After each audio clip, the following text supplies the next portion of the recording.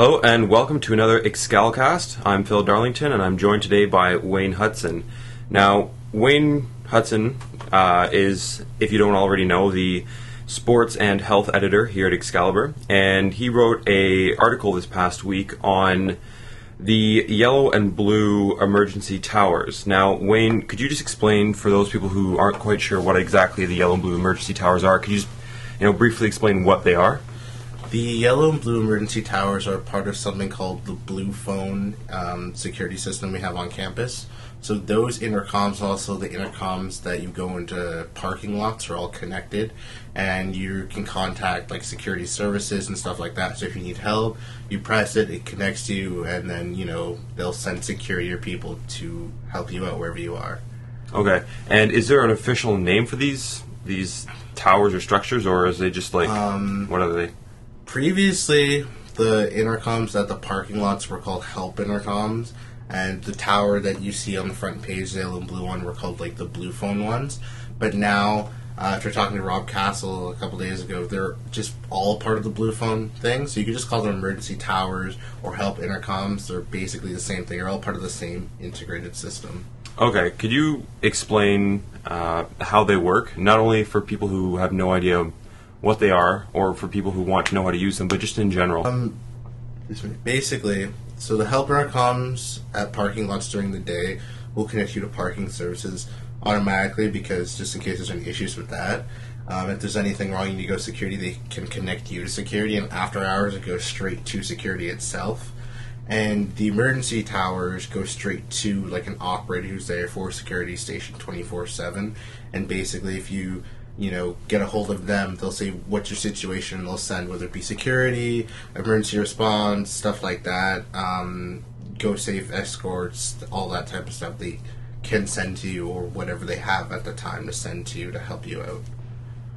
Okay, so where exactly on campus are these towers located?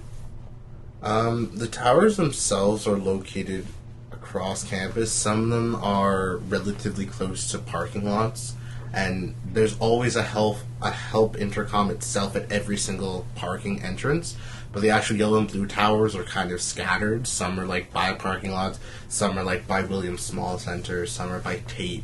So I don't know, there's kind of widespread. If that makes sense. So I'm guessing, I just read through your article, and you didn't write it on just here are the towers because, well, everybody already knows they exist for the most part. If you don't know what they are, at least you've seen them. Mm-hmm. But why, just to explain to the folks out there why you wrote the article, what was the issue surrounding these, the intercom? The origin of the article was I was covering another story, I believe last issue, and I was over by Chimney Stack and Rodeo Road, and I saw one of the emergency towers itself out of commission. And I thought about it, and I was thinking of, the recent trend in crime and, kind of attacks, issues, we'll say, maybe not attacks, that have happened in this term. And I figured, this is something maybe we should look into. Go Safe checks it once a week to make the go-around, check every single one's operational. In the past, 2.5 years ago, the standard of the intercoms were very poor, like so poor that they did a whole upgrade of all of them to the Blue Phone system, which is an international safety level. But he also said that, I asked him about the map, because myself and some other editors here looked at the map, and when we went out and tested them and compared it all, it didn't match up. And the online map on campus hasn't been upgraded.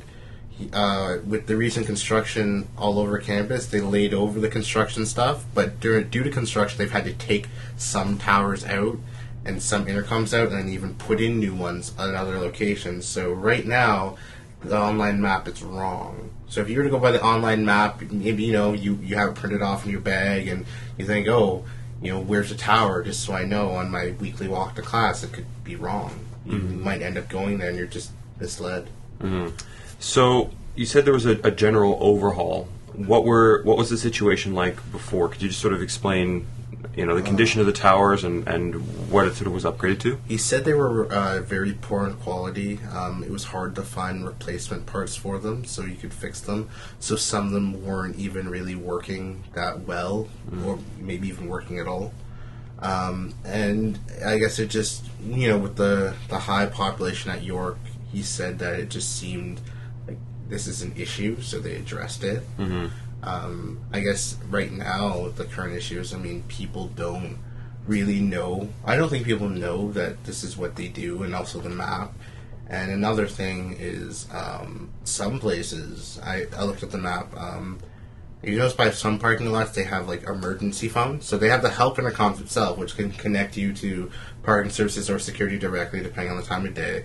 But maybe within a 50-foot vicinity, some of them have the actual blue and yellow emergency towers. Mm-hmm. And I asked about that. And apparently, in some cases, like I believe it was the Bennett Center, he said that when the contractor came to do that, there were multiple lines there, like, available. So they just did that, and they made whether it be they made the line or something, so they could put those towers in. So that's why some places have, the intercoms and towers kind of close, and other places don't on campus. Mm-hmm.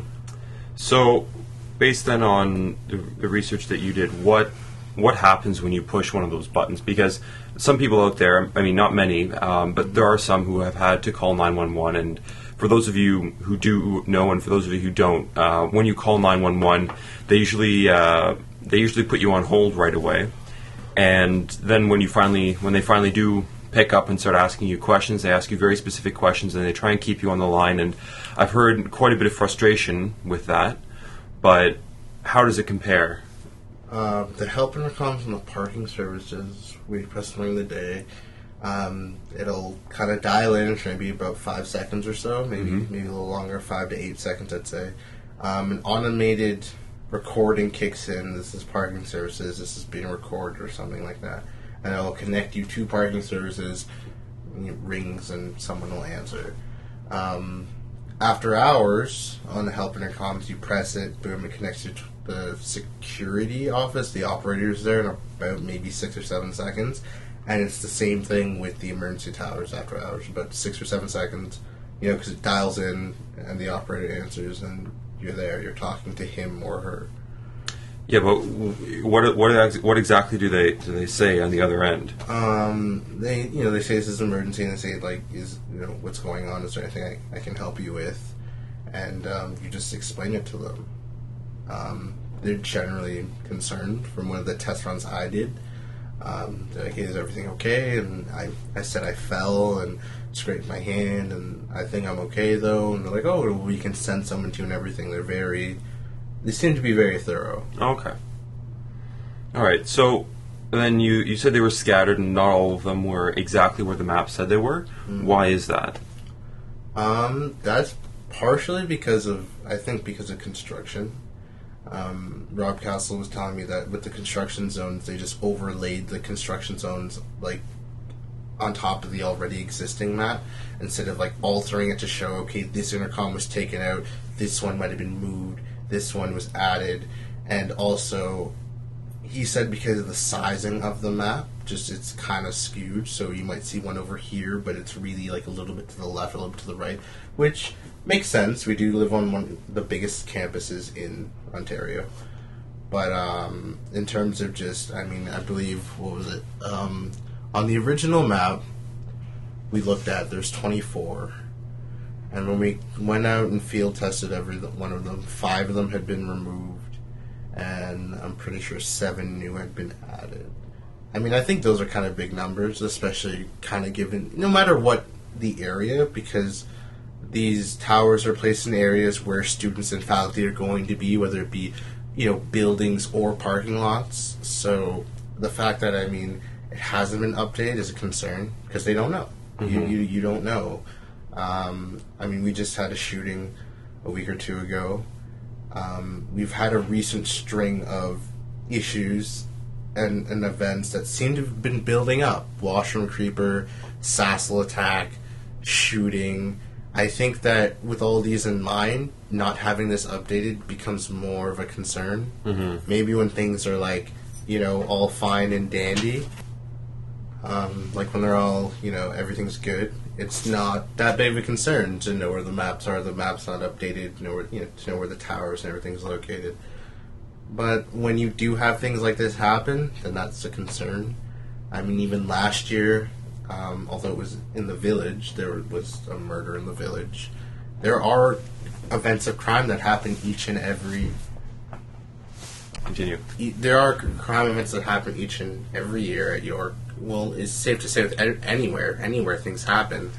But I think being aware of what to do and where you can go is a vital thing.